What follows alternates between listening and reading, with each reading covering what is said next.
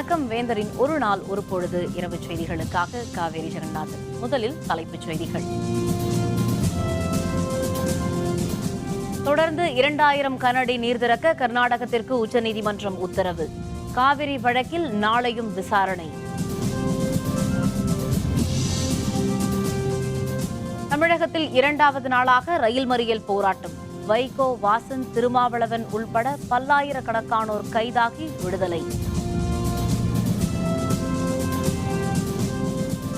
ஓ பன்னீர்செல்வம் தலைமையில் நாளை தமிழக அமைச்சரவை கூட்டம். காவிரி பிரச்சினை குறித்து விவாதிக்கப்படும் என தகவல். கும்பகோணம் பள்ளிக்கூட தீ விபத்தில் இழப்பீடு 4 வாரங்களுக்குள் வழங்க உயர்நீதிமன்றம் உத்தரவு. பொது விநியோக திட்ட அரிசி விலை உயர்வை திரும்ப பெறுக மத்திய அரசுக்கு டாக்டர் பாரிவேந்தர் வலியுறுத்தல். காவிரி வழக்கில் இன்று நடைபெற்ற விசாரணையில் மறு உத்தரவு வரும் வரையில் தமிழகத்திற்கு வினாடிக்கு 2000 கனஅடி நீர் வீதம் திறந்துவிட வேண்டும் என்று கர்நாடக அரசிற்கு உச்சநீதிமன்றம் உத்தரவிட்டுள்ளது. காவிரி பிரச்சினை தொடர்பான வழக்கு உச்சநீதிமன்றத்தில் உச்சநீதிமன்ற நீதிபதி தீபக் மிஸ்ரா தலைமையிலான 3 நீதிபதிகள் அமர்வு முன்னிலையில் இன்று விசாரணைக்கு வந்தது. மத்திய நீர்வள ஆணையர் GS ஜா தலைமையில் காவிரி உயர்நிலை வல்லுநர் குழு அளித்த அறிக்கையை மத்திய அரசு உச்சநீதிமன்றத்தில் தாக்கல் செய்தது. விசாரணையை 5 நீதிபதிகள் அமர்வுக்கு மாற்ற வேண்டுமென கர்நாடகம் சார்பில் வலியுறுத்தப்பட்டது. இதனையடுத்து விசாரணையை பிற்பகலுக்கு ஒத்திவைத்து நீதிபதிகள் உத்தரவிட்டனர். பிற்பகல் நடைபெற்ற விசாரணையில் இரு மாநிலங்களுக்கு இடையிலான நதிநீர் பிரச்சினையை நாடாளுமன்றம் மூலம்தான் தீர்க்க வேண்டுமென மத்திய அரசின் தலைமை வழக்கறிஞர் முகுல் ரோத்தகி வாதிட்டார். மேலும் காவிரி நடுவர் மன்ற தீர்ப்பை எதிர்த்து கர்நாடகம் தாக்கல் செய்த மனுவை விசாரிக்க கூடாது என்றும் காவிரி நடுவர் மன்ற தீர்ப்பிற்கு எதிராக மாநில அரசுகள் மேல்முறையீடு செய்ய முடியாது என்றும் மத்திய அரசு தரப்பில் தெரிவிக்கப்பட்டது. உச்சநீதிமன்றம் மேல்முறையீட்டு மனுக்களை விசாரிக்கலாம் என மாநில அரசுகள் சார்பில் வாதிடப்பட்டது. வாதங்களை கேட்ட உச்சநீதிமன்ற அமர்வு இந்த பிரச்சனையில் இரு மாநில அரசுகளும் சட்டம் ஒழுங்கை கண்டிப்பாக கடைபிடித்து நடக்க வேண்டும் என்று உச்சநீதிமன்ற அமர்வு அறிவுறுத்தியது. பின்னர் மறு உத்தரவு வரும் வரை காவிரியில் வினாடிக்கு 2000 கனஅடி நீர் வீதம் திறக்க வேண்டும் என்று கர்நாடகத்திற்கு உத்தரவிட்ட உச்சநீதிமன்ற அமர்வு விசாரணையை நாளைக்கு ஒத்திவைத்து உத்தரவிட்டது.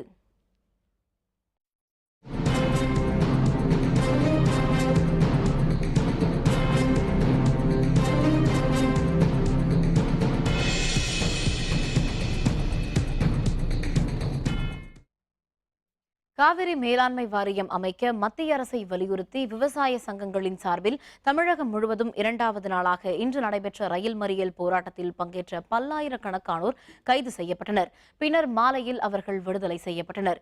காவிரி நதிநீர் பங்கீடு வழக்கில் உச்சநீதிமன்றத்தில் ஆஜரான மத்திய அரசின் தலைமை வழக்கறிஞர் காவிரி மேலாண்மை வாரியம் அமைக்க ஒப்புதல் தெரிவித்தார். பின்னர் நடைபெற்ற விசாரணையின் போது தனது நிலைப்பாட்டை மாற்றிக்கொண்ட மத்திய அரசு நாடாளுமன்றத்தில் ஒப்புதல் பெற்ற பின்னர்தான் காவிரி மேலாண்மை வாரியத்தை அமைக்க முடியும் என்று கூறியது. இதனையடுத்து காவிரி மேலாண்மை வாரியத்தை அமைக்க மத்திய அரசை வலியுறுத்தி 48 மணி நேர ரயில் மறியல் போராட்டம் நடைபெறும் என தமிழ்நாடு விவசாய சங்கங்களின் கூட்டு இயக்கம் அறிவித்திருந்தது. திமுக, தேமுதிக, காங்கிரஸ், மதிமுக, மார்க்சிஸ்ட், இந்திய கம்யூனிஸ்ட், தமிழ் மாநில காங்கிரஸ், விடுதலை சிறுத்தைகள் உள்பட பல்வேறு கட்சிகளும் ரயில் மறியல் போராட்டத்திற்கு ஆதரவு தெரிவித்திருந்தன. இந்நிலையில் தமிழகம் முழுவதும் பல்வேறு இடங்களில் 2வது நாளாக நடைபெற்ற ரயில் மறியல் போராட்டத்தில் ஈடுபட்ட அரசியல் தலைவர்கள் உள்பட ஏராளமான விவசாயிகளும் கட்சி தொண்டர்களும் கைது செய்யப்பட்டனர். பின்னர் கைது செய்யப்பட்ட தலைவர்கள், கட்சி தொண்டர்கள், விவசாய அமைப்புகளைச் சேர்ந்தவர்கள் மாலையில் விடுதலை செய்யப்பட்டனர். காவிரி மேலாண்மை வாரியம் அமைக்க எதிர்ப்பு தெரிவிக்கும் மத்திய அரசை கண்டித்து ரயில் மறியலில் ஈடுபட்ட வைகோ, திருமாவளவன் உள்ளிட்டோர் கைது செய்யப்பட்டனர். காவிரி மேலாண்மை வாரியம் அமைக்க மறுப்பு தெரிவிக்கும் மத்திய அரசை கண்டித்து நேற்று காலை தொடங்கி 48 மணி நேர ரயில் மறியல் போராட்டம் நடைபெற்றது. 2வது நாளான இன்று சென்னை எழும்பூர் ரயில் நிலையத்தில் ராமேஸ்வரத்தில் இருந்து வாரணாசி செல்லும் ரயிலை மறித்து மக்கள் நல கூட்டணி கட்சியினர் போராட்டத்தில் ஈடுபட்டனர். மத்திய அரசை கண்டித்து முழக்கங்களை எழுப்பி ரயில் தண்டவாளத்தில் அமர்ந்து அவர்கள் மறியலில் ஈடுபட்டனர்.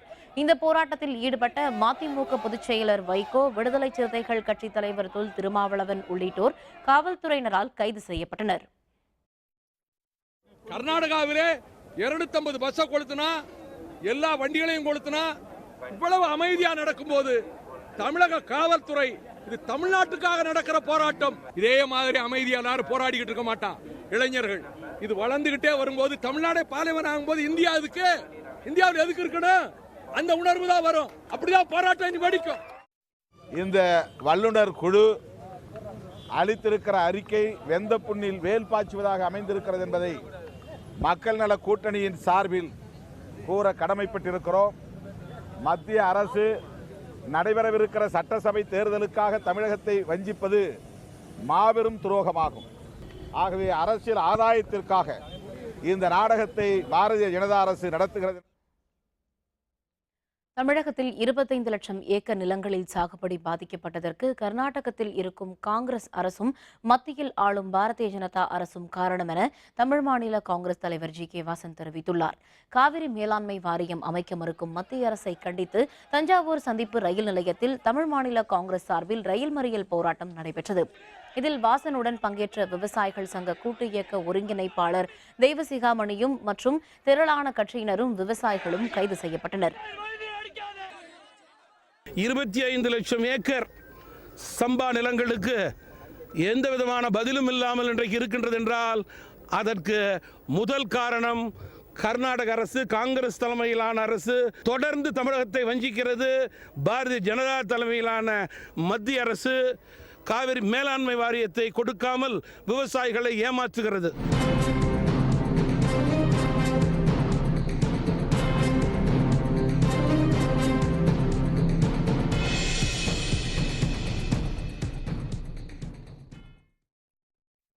தமிழக நிதியமைச்சர் ஓ பன்னீர்செல்வம் தலைமையில் நாளை காலை அமைச்சரவைக் கூட்டம் தலைமைச் செயலகத்தில் நடைபெறவுள்ளது. உடல்நலக்குறைவால் பாதிக்கப்பட்ட முதல்வர் ஜெயலலிதா கடந்த 22ஆம் தேதி சென்னை அப்பல்லோ மருத்துவமனையில் அனுமதிக்கப்பட்டார். அங்கு அவருக்கு தொடர்ந்து சிகிச்சை அளிக்கப்பட்டு வருகிறது. இதனையடுத்து முதல்வர் நிர்வகித்து வந்த துறைகளை நிதியமைச்சர் ஓ பன்னீர்செல்வம் கவனிப்பார் என ஆளுநர் வித்யாசாகர் ராவ் அறிவித்திருந்தார். இந்நிலையில் நிதியமைச்சர் ஓ பன்னீர்செல்வம் தலைமையில் முதன்முறையாக அமைச்சரவை கூட்டம் நாளை காலை 9:30 மணி அளவில் தலைமைச் செயலகத்தில் நடைபெறுகிறது. இந்த கூட்டத்தில் காவிரி மேலாண்மை வாரியம் அமைப்பது தொடர்பாக மத்திய அரசை வலியுறுத்துவது, உள்ளாட்சி தேர்தலுக்கு தடை விதித்து சென்னை உயர்நீதிமன்றம் பிறப்பித்துள்ள உத்தரவு உள்ளிட்ட அம்சங்கள் குறித்து விவாதிக்கப்பட உள்ளதாக தகவல் வெளியாகியுள்ளது.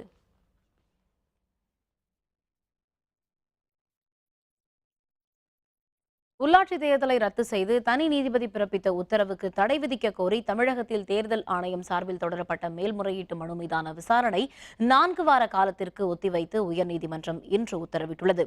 உள்ளாட்சி தேர்தலில் பழங்குடியினருக்கு இடஒதுக்கீடு வழங்க தமிழக அரசுக்கு உத்தரவிடக் கோரி திமுக சார்பில் சென்னை உயர்நீதிமன்றத்தில் வழக்கு தொடரப்பட்டது. இதன் மீதான விசாரணை நீதிபதி கிருபாகரன் முன்பு நடைபெற்றது. பின்னர் அக்டோபர் 19ஆம் தேதி நடைபெறவிருந்த உள்ளாட்சி தேர்தலை ரத்து செய்து உத்தரவிட்ட நீதிபதி புதிய நடைமுறைகளின்படி வரும் டிசம்பர் மாத இறுதிக்குள் தேர்தல் நடத்த வேண்டும் என தீர்ப்பு கூறினார். இதனை எதிர்த்து தேர்தல் ஆணையம் சார்பில் தாக்கல் செய்யப்பட்ட மேல்முறையீட்டு மனு நீதிபதிகள் குலுவாடி ரமேஷ், பார்த்திபன் ஆகியோர் அடங்கிய அமர்வு முன்பு மீண்டும் இன்று விசாரணைக்கு வந்தது. இருதரப்பு வாதங்களுக்கு பின்னர் திமுக தரப்பில் பதில் மனு தாக்கல் செய்யவும் தனி நீதிபதி உத்தரவை செயல்படுத்துவது குறித்து தமிழக அரசு பதிலளிக்கவும் நீதிபதிகள் உத்தரவிட்டனர். பின்னர் 4 வார காலத்திற்கு வழக்கு விசாரணை ஒத்திவைக்கப்பட்டது. கும்பகோணத்தில் கிருஷ்ணாபள்ளி தீ விபத்து வழக்கில் பலியான 94 குழந்தைகளின் குடும்பங்களுக்கு 4 வாரங்களுக்குள் இழப்பீடு வழங்க வேண்டும் என தமிழக அரசுக்கு சென்னை உயர்நீதிமன்றம் உத்தரவிட்டுள்ளது. கும்பகோணத்தில் உள்ள தனியார் பள்ளியில் கடந்த 2004ஆம் ஆண்டு ஜூலை மாதம் 16ஆம் தேதி நடைபெற்ற தீ விபத்தில் 94 குழந்தைகள் பலியானார்கள். 16 குழந்தைகள் படுகாயமடைந்தனர். பலியான குழந்தைகளின் குடும்பத்திற்கு நஷ்ட ஈடு வழங்க கோரி பாதிக்கப்பட்ட பெற்றோர்களின் சார்பில் இன்பராஜன் என்பவர் வழக்கு தொடர்ந்திருந்தார். இந்த வழக்கை விசாரித்த சென்னை உயர்நீதிமன்றம் பலியான குழந்தைகளின் பெற்றோருக்கு இழப்பீடு வழங்குவது தொடர்பாக ஓய்வு பெற்ற நீதிபதி வெங்கட்ராமன் தலைமையில் குழு அமைத்து உத்தரவிட்டிருந்தது. இதைத் தொடர்ந்து நீதிபதி வெங்கட்ராமன் குழு பாதிக்கப்பட்டவர்களை கருத்து கேட்டு தனது பரிந்துரைகளை நீதிமன்றத்தில் தாக்கல் செய்தது. தீ விபத்தில் பெரிய அளவில் காயமடைந்த 3 குழந்தைகளுக்கு தலா 6 லட்சமும், காயமடைந்த மேலும் 3 குழந்தைகளுக்கு தலா 5 லட்சம் ரூபாயும், சிறு அளவில் காயமடைந்தவர்களுக்கு தலா 50,000 ரூபாயும் வழங்க வேண்டும் என்றும் குழு பரிந்துரை செய்தது. இதையடுத்து கூடுதல் இழப்பீடு கேட்டு பெற்றோர் தரப்பில் இன்பராஜன் என்பவர் மனு தாக்கல் செய்திருந்தார். இந்த வழக்கு விசாரணை ஏற்கனவே நடைபெற்ற நிலையில் இன்று தலைமை நீதிபதி SK கவுல், நீதிபதி மகாதேவன் ஆகியோர் முன்னிலையில் மீண்டும் விசாரணைக்கு வந்தது. தமிழக அரசு தாக்கல் செய்த பதில் மனுவில் நீதிபதி வெங்கட்ராமன் குழு பரிந்துரைத்த இழப்பீட்டுத் தொகையுடன் விபத்து நேரிட்ட நாளில் இருந்து வட்டி கணக்கிட்டு இழப்பீட்டுத் தொகை 4 வார காலத்திற்குள் வழங்கப்படும் என்று தெரிவிக்கப்பட்டது. இதையடுத்து 4 வாரங்களுக்குள் இழப்பீட்டை வழங்க உத்தரவிட்ட உயர்நீதிமன்ற அமர்வு கூடுதல் இழப்பீடு கோரி இன்பராஜன் தாக்கல் செய்த வழக்கை முடித்து வைத்தது.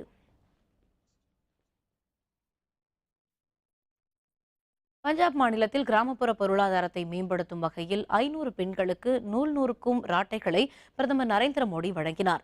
இமாச்சல பிரதேச மாநிலம் மண்டியில் புதிய மின் திட்டங்களை தொடங்கி வைத்த பிரதமர் நரேந்திர மோடி பின்னர் பஞ்சாப் மாநிலம் லூதியானா சென்றார். அங்கு காதி மற்றும் கிராம தொழிற்சாலை ஆணையம் மூலம் தேர்ந்தெடுக்கப்பட்ட 500 பெண்களுக்கு நூறுக்கும் ராட்டைகளை பிரதமர் வழங்கினார். அவரும் தரையில் அமர்ந்து மரக்கட்டையால் வடிவமைக்கப்பட்ட ராட்டையில் நூல் நூற்றார். இதில் கலந்து கொண்ட காதி மற்றும் கிராம தொழிற்சாலை ஆணையத்தின் தலைவர் VK சக்சேனா, சுதந்திர போராட்ட வீரரும் முன்னாள் முதல்வருமான K காமராஜர் 1945ஆம் ஆண்டில் கிராமப்புற பெண்களுக்கு 500 ராட்டைகளை வழங்கியதை நினைவு கூர்ந்தார். காமராஜரின் வழியை பின்பற்றி தற்பொழுது 500 பெண்களுக்கு நூறுக்கும் ராட்டைகளை வழங்கப்பட்டுள்ளதாக VK சக்சேனா தெரிவித்தார்.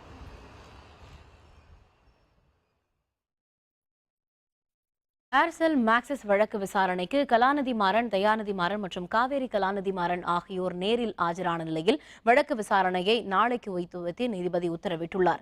தில்லி CBI நீதிமன்றத்தில் ஏர்செல் மேக்சிஸ் வழக்கின் மீதான விசாரணை இன்று நடைபெற்றது.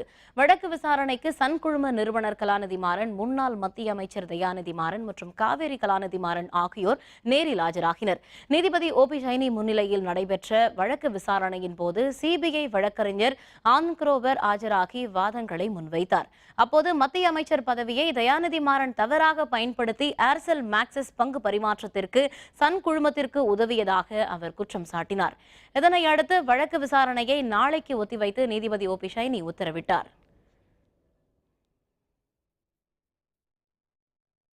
பொது விநியோக திட்டத்தின் கீழ் தமிழகத்திற்கு வழங்கப்படும் அரிசியின் விலை உயர்வை மத்திய அரசு திரும்பப் பெற வேண்டும் என்று இந்திய ஜனநாயக கட்சியின் நிறுவனர் தலைவரான டாக்டர் பாரிவேந்தர் கேட்டுக் கொண்டுள்ளார். இதுபற்றி அறிக்கை ஒன்றை டாக்டர் பாரிவேந்தர் வெளியிட்டுள்ளார். தமிழகத்தில் 1977ஆம் ஆண்டு முதல் முதல்வர் MGRஆல் அனைத்து கிராமங்களிலும் நியாய விலை கடைகள் திறக்கப்பட்டு 1 கிலோ அரிசி விலை ₹1.75 வீதம் ஒரு குடும்ப அட்டைக்கு 10 கிலோ வழங்கப்பட்டது என அறிக்கையில் குறிப்பிட்டுள்ள டாக்டர் பாரிவேந்தர், இதன் பிறகு தமிழகத்தில் ஆட்சிக்கு வந்தவர்களால் இந்த திட்டம் இலவச அரிசியாகவும் மலிவு விலை அரிசியாகவும் விரிவுபடுத்தப்பட்டது என்று தெரிவித்துள்ளார். தமிழகத்தில் சுமார் 31,388 நியாய விலை கடைகள் மூலம் ஒவ்வொரு மாதமும் குறைந்த விலையில் ஏறக்குறைய 3 லட்சம் டன் அரிசி வழங்கப்பட்டு வருகின்றது. இதன் மூலம் மாநிலத்தில் சுமார் 90% மக்கள் பயனடைந்து வருகின்றனர் என்று தெரிவித்துள்ள டாக்டர் பாரிவேந்தர், தற்போது பொது விநியோக திட்டத்தின் கீழ் மாநிலங்களுக்கு வழங்கப்படும் அரிசியின் விலையை கிலோ ₹8.30 இருந்து ₹22.54 என்று 3 மடங்கு மத்திய அரசு உயர்த்தியுள்ளதை சுட்டிக்காட்டியுள்ளார். இந்த விலை உயர்வு மூலம் ஆண்டிற்கு 2134 கோடி கூடுதலாக தமிழக அரசுக்கு நிதிச்சுமை அதிகரிக்கும் அபாயம் ஏற்பட்டுள்ளது என்று டாக்டர் பாரிவேந்தர் குறிப்பிட்டுள்ளார். ஏற்கனவே கடந்த 2013இல் அப்போதைய காங்கிரஸ் அரசால் கொண்டுவரப்பட்ட உணவு பாதுகாப்பு சட்டத்தை அனைத்து மாநிலங்களும் நிறைவேற்றிய சூழலில் தமிழகம் எதிர்த்து வந்ததை சுட்டிக்காட்டியுள்ள டாக்டர் பாரிவேந்தர், இதைத் தொடர்ந்து கடந்த 2015ஆம் ஆண்டு தற்போதைய மத்திய அரசு தேசிய உணவு பாதுகாப்பு சட்டத்தை கொண்டு வந்ததுடன் பிறகு நடத்தப்பட்ட அமைச்சரவை கூட்டத்தில் தமிழகத்திற்கு இனி ரேஷன் கடைகள் மூலம் விநியோகிக்கப்படும் அரிசி குறைந்தபட்ச ஆதார விலையில் வழங்கப்படும் என முடிவெடுக்கப்பட்டதையும் குறிப்பிட்டுள்ளார். இதன் பின்னணிதான் இந்த விலையேற்றத்திற்கு காரணமோ என்ற அச்சம் மக்கள் மனதில் ஏற்பட்டுள்ளதாக குறிப்பிட்டுள்ள டாக்டர் பாரிவேந்தர், தேசிய உணவு பாதுகாப்பு திட்டத்தில் தமிழகம் இணையவில்லை என்ற நோக்கத்தின் அடிப்படையில் இந்த விலையேற்றம் இருந்தால் மக்களின் நலன் கருதி உடனடியாக மத்திய அரசு தற்போது மும்மடங்காக உயர்த்தியுள்ள அரிசி விலையை திரும்பப் பெற வேண்டும் என்றும் வலியுறுத்தியுள்ளார். எனவே தமிழக மக்களின் உணவு தேவை மற்றும் வாழ்வாதார பிரச்சனைகளை கருத்தில் கொண்டு தமிழக அரசுக்கு வழங்கும் உணவுப் பொருட்களின் விலையை உயர்த்தக்கூடாது என்று மத்திய அரசை டாக்டர் பாரிவேந்தர் கேட்டுக்கொண்டுள்ளார். தேர்தல் அறிவிக்கப்பட்ட பேரவை தொகுதிகள் நடத்தை விதிமுறைகள் அமலுக்கு வந்தன. விவரம் விளம்பர இடைவேளைக்கு பிறகு.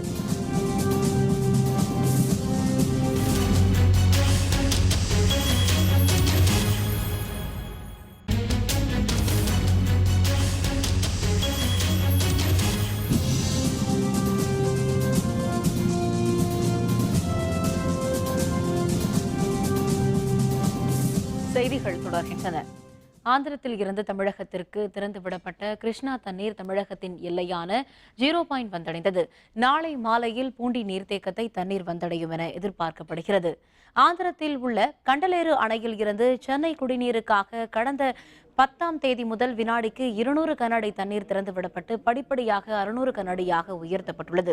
இன்று மாலையில் தமிழக எல்லையான 0 தண்ணீர் வந்தடைந்ததை ஊரக வளர்ச்சித்துறை அமைச்சர் பெஞ்சமின், சட்டமன்ற உறுப்பினர்கள் விஜயகுமார், சிறுனியம் பல்ராமன் மற்றும் பொதுப்பணித்துறையினர் மலர்தூவி வரவேற்றனர். கால்வாய் உடைப்பால் தான் தண்ணீர் வருவது தாமதமாகிறது என்றும் தண்ணீர் திருடும் ஆந்திர விவசாயிகள் மீது கடும் நடவடிக்கை எடுக்கப்படும் என்றும் பொதுப்பணித்துறை மேற்பார்வை பொறியாளர் பக்தவச்சலம் தெரிவித்துள்ளார்.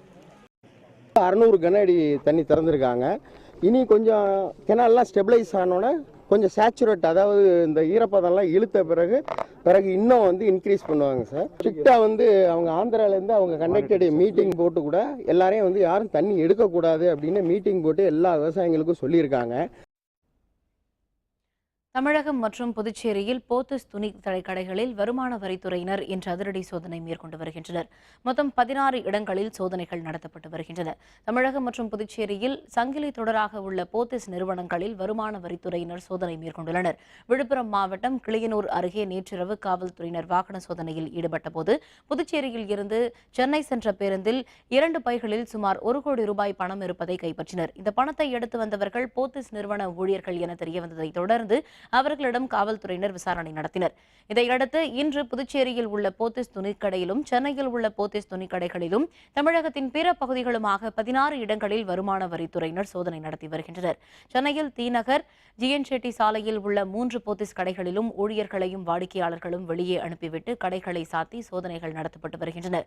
புதுச்சேரி அண்ணா சாலையில் உள்ள போத்தஸ் துணிக்கடையில் வருமான வரித்துறையினர் இன்று பிற்பகல் தொடங்கி சோதனை மேற்கொண்டு வருகின்றனர். இதனால் கடையில் அனைத்து கதவுகளும் மூடப்பட்டன. மேலும் வாடிக்கையாளர்களும் ஊழியர்களும் வெளியேற்றப்பட்டதால் புதுச்சேரியில் சிறிது நேரம் பதற்றம் நிலவியது. கோயம்புத்தூரிலும் ஒப்பனக்கார வீதி மற்றும் கிராஸ்கட் சாலை ஆகிய இடங்களில் உள்ள போத்தஸ் கடைகளில் வருமான வரித்துறையினர் சோதனை நடத்தி வருகின்றனர். பல்வேறு குழுக்களாக பிரிந்து சென்ற அலுவலர்கள் முக்கிய கணக்குகளை சரிபார்த்து வருகின்றனர். மேலும் நிறுவன ஊழியர்களிடமும் விசாரணை நடத்தி வருகின்றனர். அரவக்குறிச்சி சட்டமன்ற தேர்தலை முன்னிட்டு கரூர் மாவட்டம் முழுவதும் தேர்தல் நடத்தை விதிமுறை இன்று முதல் அமலுக்கு வந்துள்ளதாக மாவட்ட ஆட்சியர் அறிவித்துள்ளார். தஞ்சாவூர், அரவக்குறிச்சி சட்டமன்ற தேர்தல்களுடன் திருப்பரங்குன்றம் இடைத்தேர்தலும் அடுத்த மாதம் 19ஆம் தேதி நடைபெறும் என தேர்தல் ஆணையம் அறிவித்துள்ளது. இதனைத் தொடர்ந்து அரவக்குறிச்சி சட்டமன்ற தேர்தலுக்கான ஏற்பாடுகளை கரூர் மாவட்ட நிர்வாகம் தொடங்கியுள்ளது. கரூரில் உள்ள மாவட்ட ஆட்சியர் அலுவலகத்தில் ஆட்சியர் கோவிந்தராஜ் தலைமையில் அனைத்துக் கட்சி கூட்டம் நடைபெற்றது. இதில் தேர்தல் ஆணையத்தின் விதிமுறைகள் எடுத்துரைக்கப்பட்டது. இந்த கூட்டத்திற்கு பின்னர் செய்தியாளர்களுடன் பேசிய மாவட்ட ஆட்சியர் கரூர் மாவட்டம் முழுவதும் இன்றில் இருந்து தேர்தல் நடத்தை விதிமுறைகள் அமலுக்கு வந்துள்ளதாக தெரிவித்தார். தேர்தல் நன்னடத்தை விதிமுறைகள் நடைமுறைக்கு வந்துருச்சு. ஸோ இதனைத் தொடர்ந்து டிஸ்ட்ரிக்ட் ஆஃபீஸர்ஸ் லெவலில் ஒத்துழைப்பு எப்படி கொடுக்கணும் என்னங்கிறத டீட்டெயிலாக அவங்ககிட்ட இந்த தேர்தல் அட்டவணைப்படி அவங்ககிட்ட சொல்லியிருக்கிறோம்.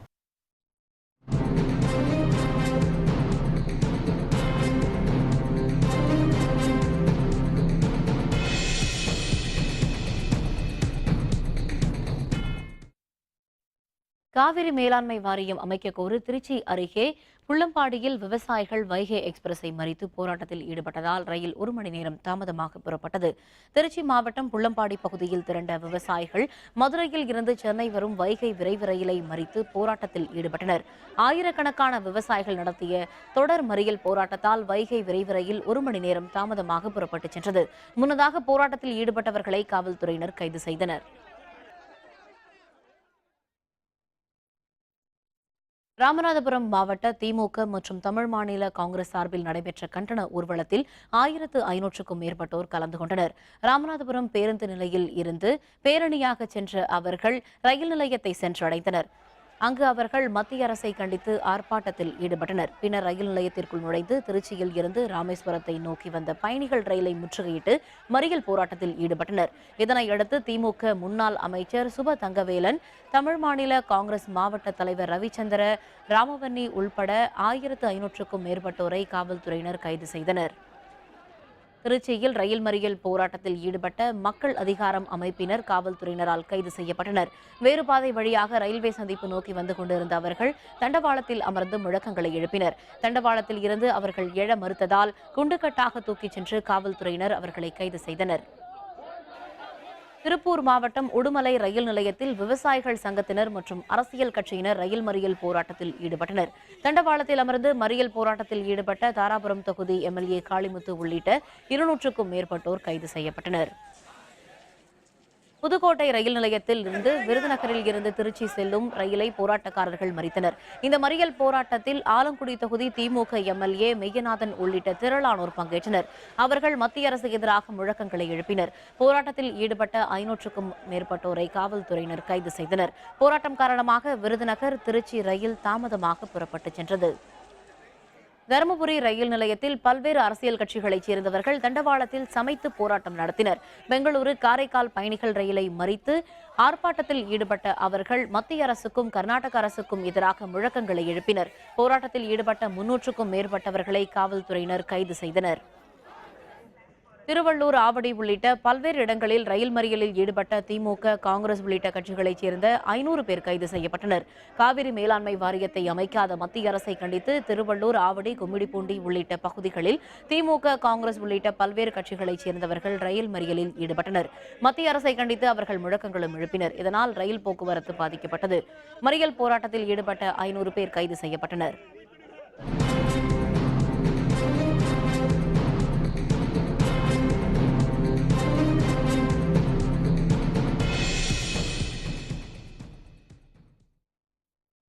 புதுக்கோட்டை மாவட்டம் அறந்தாங்கி அருகே நேரிட்ட சாலை விபத்தில் 25 பேர் படுகாயமடைந்தனர். அறந்தாங்கி பேருந்து நிலையத்தில் இருந்து 60 பயணிகளுடன் தனியார் பேருந்து ஒன்று ஆவுடையார் கோவிலை நோக்கி சென்று கொண்டிருந்தது. துரையரசபுரம் அருகே அந்த பேருந்து சென்று கொண்டிருந்தது. அப்போது எதிர்ப்புறம் வந்து கொண்டிருந்த லாரி கட்டுப்பாட்டை இழந்து மோதியது. இந்த விபத்தில் பேருந்து ஓட்டுநர் உள்பட 25 பேர் காயமடைந்தனர். தகவல் அறிந்து வந்த காவல்துறையினர் அனைவரும் மீட்டு அறந்தாங்கி அரசு மருத்துவமனைக்கு அனுப்பி வைத்தனர். படுகாயமடைந்த 5 பேர் மேல் சிகிச்சைக்காக தஞ்சாவூர் அரசு மருத்துவமனைக்கு அனுப்பி வைக்கப்பட்டனர். பிசிசிஐயின் சீராய்வு மனு தள்ளுபடி, உச்சநீதிமன்றம் உத்தரவு. விவரம் விளம்பர இடைவேளைக்கு பிறகு.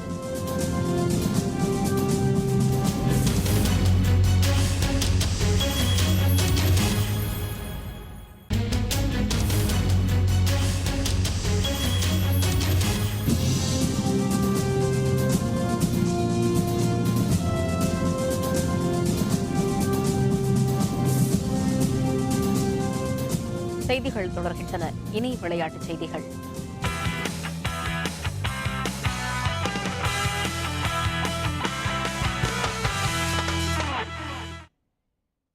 லோதா கமிட்டியின் பரிந்துரைகளை மறு ஆய்வு செய்யக்கோரி பிசிசிஐ தாக்கல் செய்த மனுவை உச்சநீதிமன்றம் தள்ளுபடி செய்தது. இந்திய கிரிக்கெட் கட்டுப்பாட்டு வாரியத்தில் மேற்கொள்ள வேண்டிய சீர்திருத்தங்கள் குறித்து முன்னாள் நீதிபதி லோதா தலைமையிலான குழுவை உச்சநீதிமன்றம் நியமித்தது. அந்த குழு பல்வேறு பரிந்துரைகளை வழங்கியது.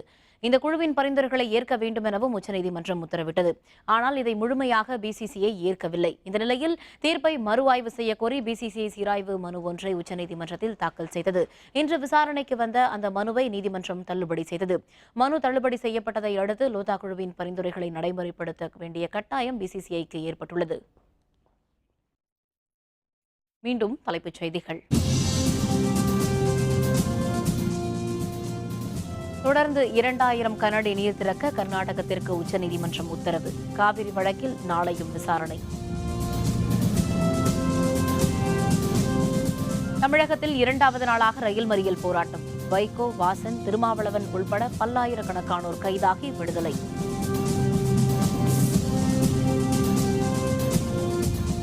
ஓ பன்னீர்செல்வம் தலைமையில் நாளை தமிழக அமைச்சரவை கூட்டம். காவிரி பிரச்சினை குறித்து விவாதிக்கப்படும் என தகவல். கும்பகோணம் பள்ளிக்கூட தீ விபத்தில் இழப்பீடு 4 வாரங்களுக்குள் வழங்க உயர்நீதிமன்றம் உத்தரவு. பொது விநியோக திட்ட அரிசி விலை உயர்வை திரும்பப் பெறுக மத்திய அரசுக்கு டாக்டர் பாரிவேந்தர் வேண்டுகோள். இத்துடன் வேந்தரின் ஒரு நாள் ஒரு பொழுது இரவு செய்திகள் நிறைவடைந்தன. மீண்டும் இரவு 10 மணிக்கு கண்ணுறங்கும் வேளை இரவு செய்திகளில் சந்திப்போம். வணக்கம்.